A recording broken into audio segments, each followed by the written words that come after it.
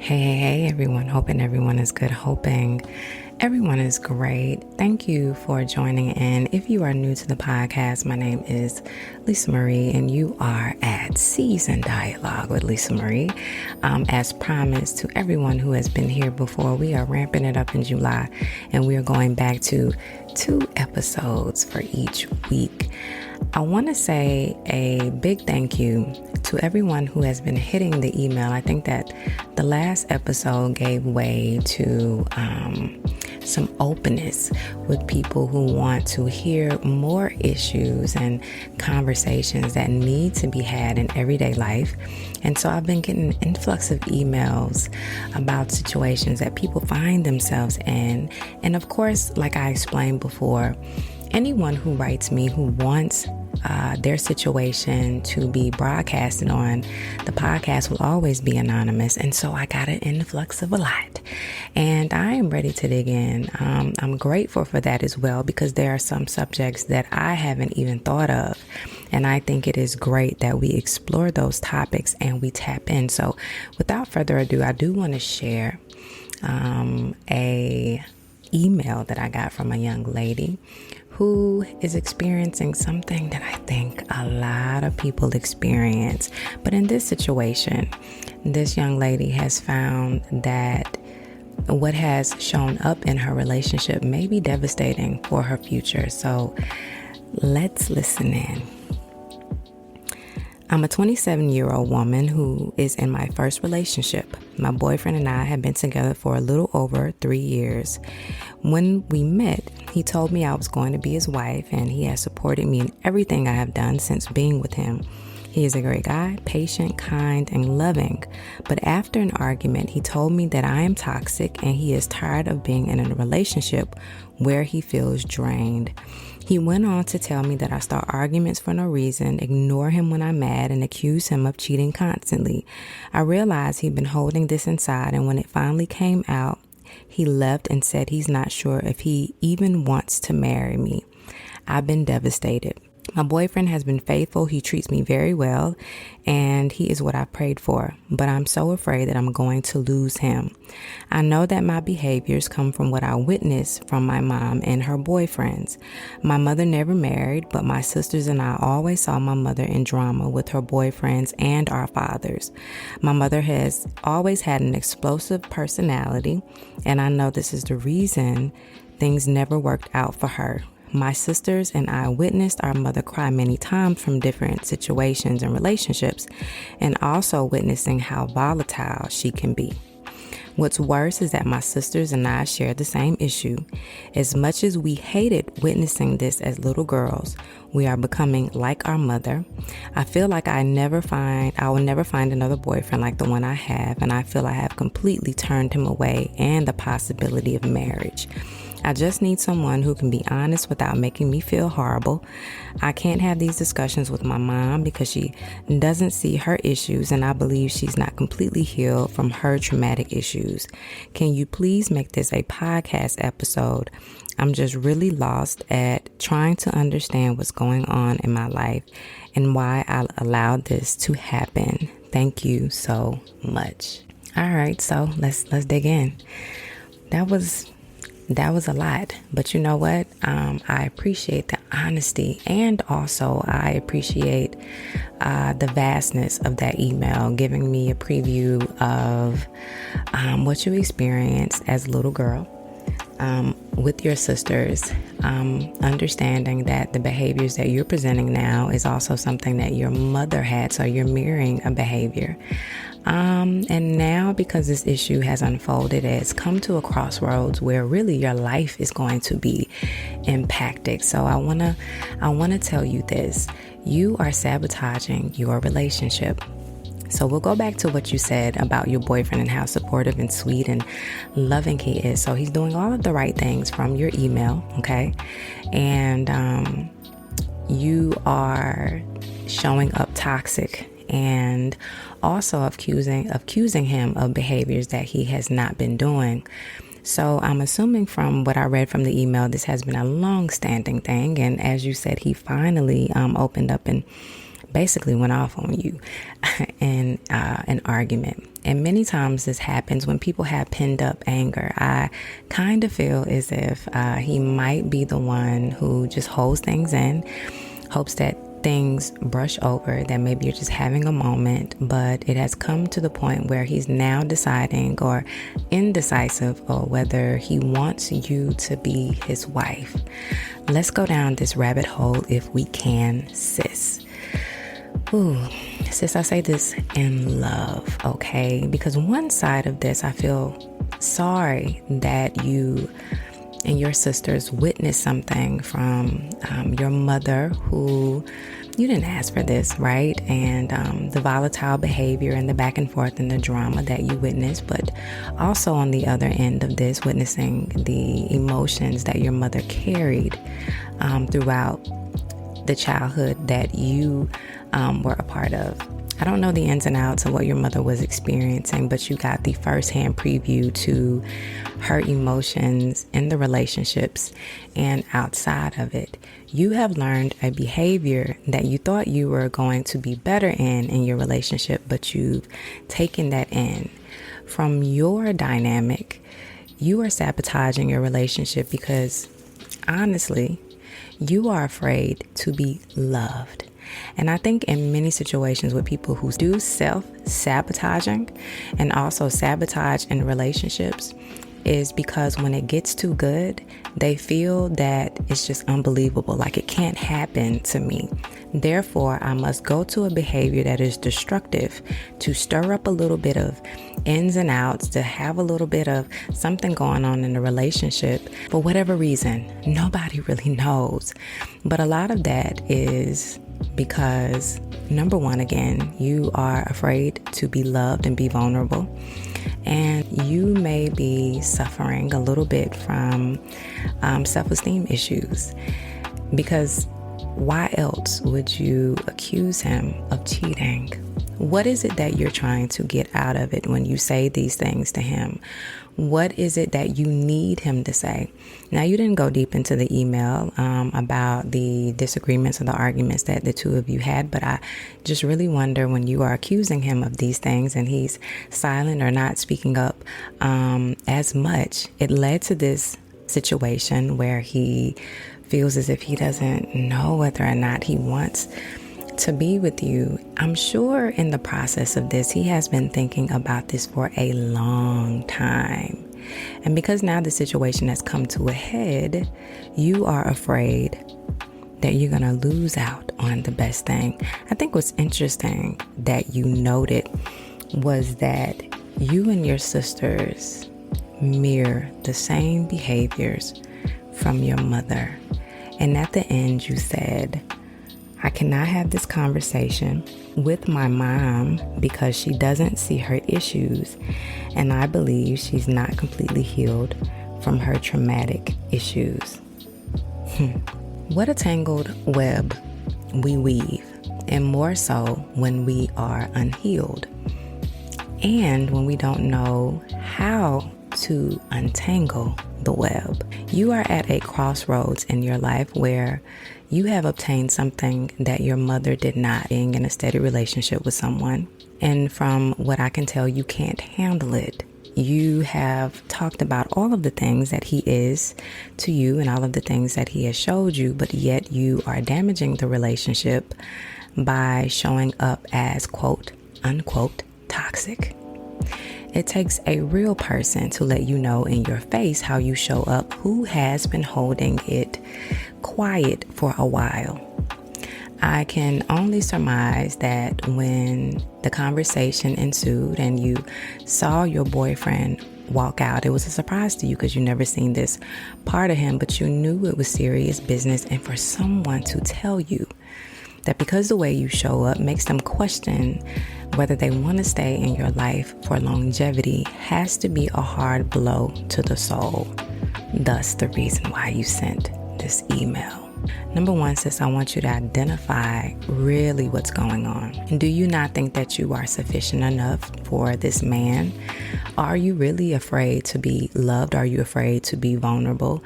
Are you afraid that in some ways you'll turn into what your mother presented as an example for you, and that you'll mess up this relationship, which will go into a marriage?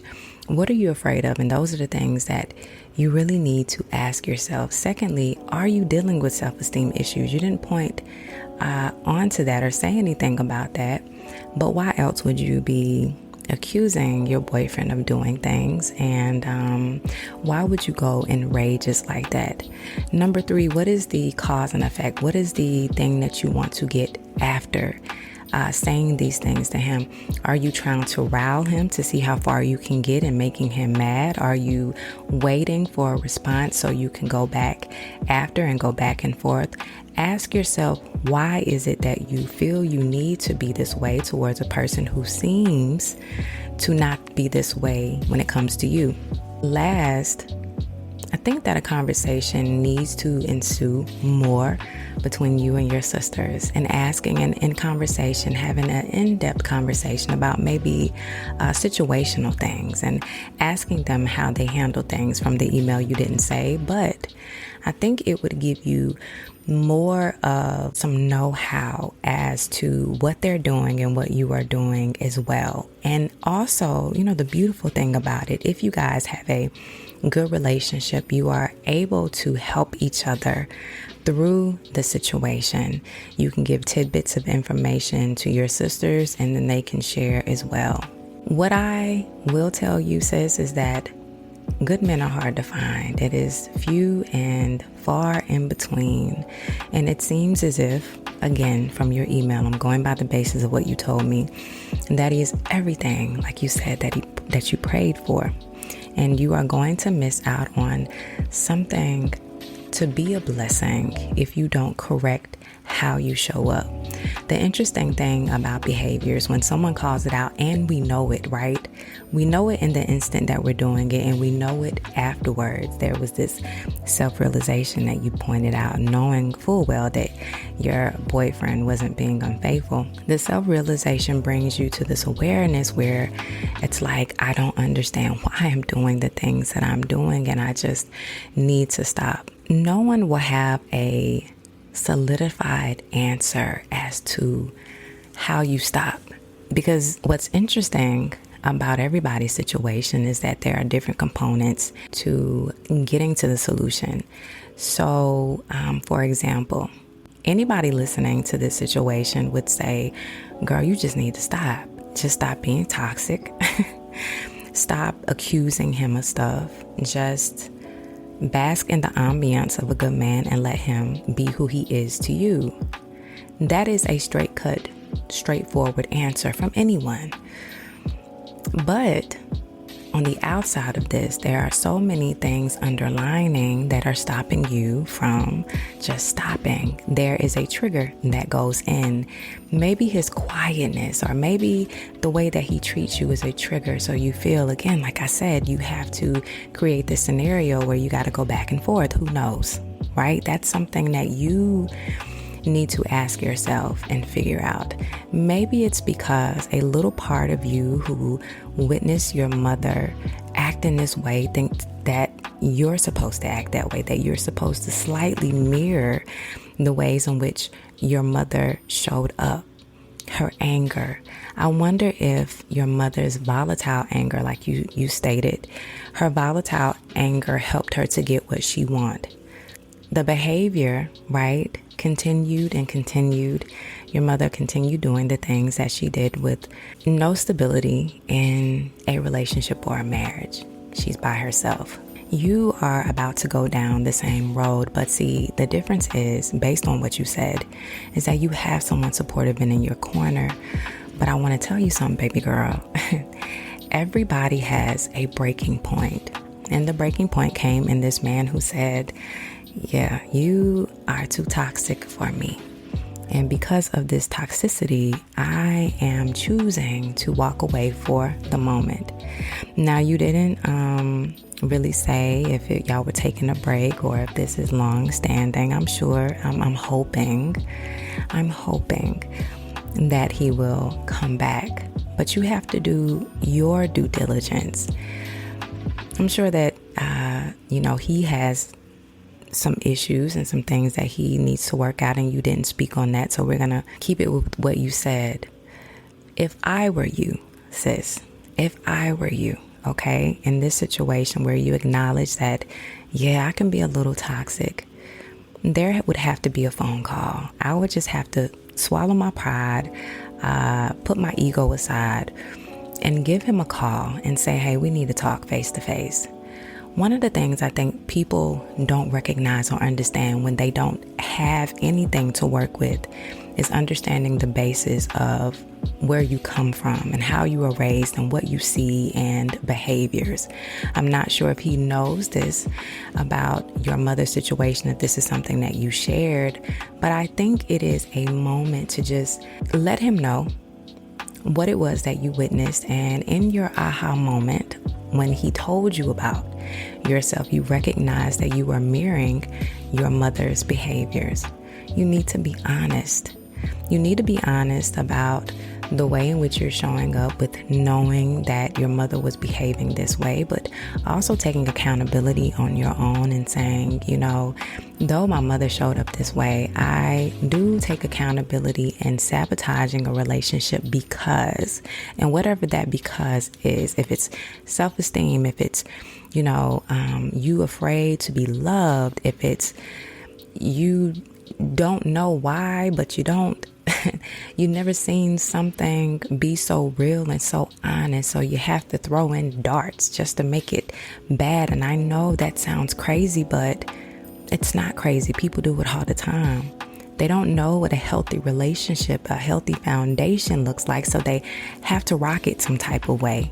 And they have to have some type of ups and downs for it to seem like normalcy to them. And I honestly think that's what it is. And it may be other components again, but I think that the normalcy that your boyfriend brings makes you feel uncomfortable because he's loving you in a way that your mother could not.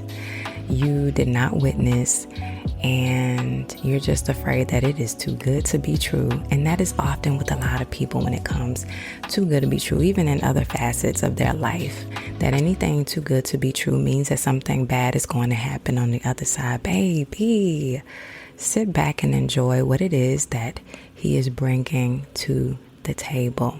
While you are having this conversation, you let out everything you felt like you needed to let out. Let him know how loving, how caring, how supportive he is to you, and that none of those things that he do is in vain, and it is not something that you look over. Reiterate the fact that you understand that he's been that man. We have to pour into another person as well. Maybe he doesn't know. You sent it to me, but do you tell him? Let him know who he is to you. And baby, again, swallow that ego and that pride and let that man know that you are not willing to lose him based on the fact that you've been acting a certain way, and reassure him. Now this, you got to be honest with yourself with this one now. Reassure him that the behaviors that you have been showing him will change. But you have to really mean that.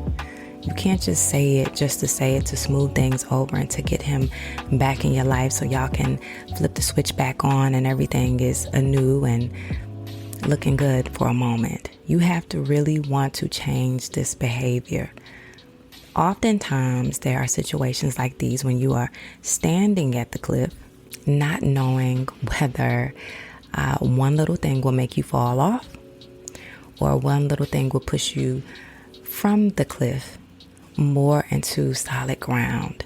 This is the moment that you speak up for what it is that you want. I think it is beautiful that even in this situation, again, that you talked about his patience and his love that he has, and let's be honest, endured this for a while with you and has had the moments to soak this in. And I think for many people as well, like when they're in relationships, we get into relationships not knowing exactly concretely the other person, and we give people grace. We kind of watch them for a while. Maybe it was a momentary thing. Their anger was momentary. Maybe I was the trigger of it. But when it continues to happen and it affects us in the relationship, someone has to speak up about what's going on. And I have to say also, even with that situation, I think that there has to be a conversation with him as well. To have held that in for so long, you're talking about, 3 years. 3 years of being in a relationship with him, and he finally told you how he felt. That's also something you guys need to explore in your relationship, is the fact that he holds things in for so long and he doesn't speak on it until it hits the top and it blows over. Sis, you got to have a conversation with your man. You got to fight for your life on this one. I'm talking about a man who said from when he met you, he wanted you to be his wife, been good to you, been caring and supportive, been loving. Girl, you got you a whole dime, and you're about to let that thing slide in between your hands for you to be suffering on the other side because you could not control your behaviors. I say this in love, sis. I really do. And I hope you take it this way. I'm going to reiterate this again. Good men are hard to find. They are few and far in between, a dime a dozen. And if you get you one, you got to stick by them. They're not perfect. But when they show you some of the things that you have prayed for, baby, that means that you can work that thing on out. I want you to swallow your pride, mama. I want you to swallow it, and I want you to call that man. Do a little meetup, girl. If you gotta put on you a cute little dress, get your makeup done, whatever it is. Talk to him face to face. Do all of the things that you did to keep him on his toes. Smile a little bit, wink, whatever it is. But let him know that you are serious about making this relationship work. But in the meantime, before you have that conversation, I really want you to dig in and find out why it is that you are showing up this way. Be honest with yourself. I can't answer that question, but I can give you examples and maybe put some things in your head for you to think about. I want you to win in this situation. Like the way you described him is like, he's a dream come true. Again, no one's perfect. And I'm sure you have some great qualities as well. I just think that thing was the one thing that ticked him off and made him really begin to think about his life with you.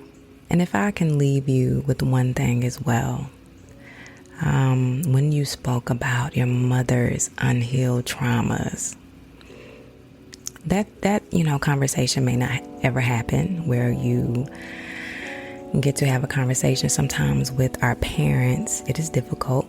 We recognize that they had some things going on within themselves, and sometimes when our parents think they're grown, or they know they're grown, they're too grown to have conversations with us. And this is the moment for you as well, because it's not just like a surface thing where it's, I don't know if I'm going to keep my boyfriend, which would lead to marriage, which would lead to children type thing. This is huge because you're breaking a generational curse, which started with your mama. Or it could have been, beyond, you don't know. But your mama is the beginning. You and your sisters are mirroring the ladder. And you do not want this to show up in your children, your daughters, your sons as well. So now that we recognize the behavior, I want you to rearrange, change, and dismantle it.